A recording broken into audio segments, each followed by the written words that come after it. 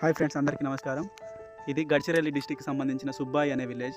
వామ్మో ఏమో అనుకున్నా కానీ మామూలుగా లేదు. ఇది వంకాయ తోట ఉంది.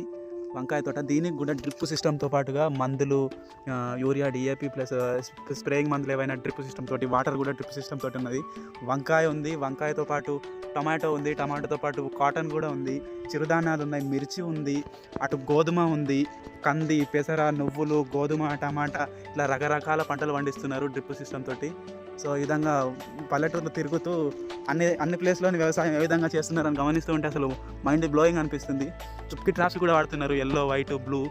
సో ఈ విధంగా ఒకే పంట కాకుండా అటు పత్తి, ఇటు వంకాయ, టమాటా, ప్లస్ ఇటు మిర్చి, ఇటు కాటను, అటు కందులు, పెసర్లు, గోధుమలు, ఈ విధంగా 4-5 రకాల పంటలు వేసుకుంటున్నారు. సో మేబీ నాకు తెలిసి ఒక్క దాంట్లో కాకపోయినా ఇంకో దాంట్లోనైనా లాభం వచ్చేస్తుంది. సో ఇది కాటన్ డ్రిప్ సిస్టమ్ తోటి పెట్టుకున్నారు. ఇది సమ్మర్ సీజన్లో, అంటే వర్షానికి ఆధారపడకుండా ఎండాకాలంలోనే ఇది వాటర్ మనమే సొంతంగా ఇచ్చుకుంటూ పత్తి పండిస్తారు అన్నమాట.